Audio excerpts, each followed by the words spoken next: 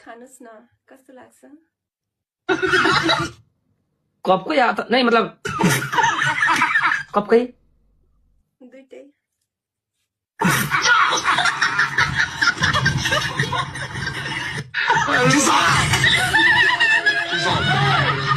हतार भइसक्यो भेट्नुलाई के आम कि भोटले राम आउनु एक्लै मलाई के गर्छौ र एक्लै आएर गर्ने कुरा सबै तपाईले हो मलाई जिजास म केही बोल्दिनँ हेर्दिन भन्छु त्यहाँ आँखा जान्छ फुट्टै मेरो जिन्दगी यो त जुलियाना के खुलियामा निस्किने बाबा हजुर रोक्नु पहिला डिल त गर्नुहोस् यार दिन्छु नि अहिले मेरो सेप पनि सुनौ तपाईसँगको तपाई बताउनु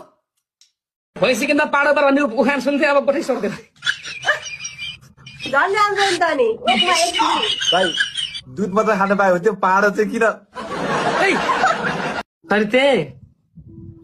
मेरो प्यारी श्रीमती होइन किन रिसाइस त किन रिसाइस भन्न यार मैले के गल्ती गरेँ भन्छ जति बेला पनि कुच्चेको देख्छ अनुहार बनाएको चाहिँ यहाँ आएर बसेको चाहिँ पागल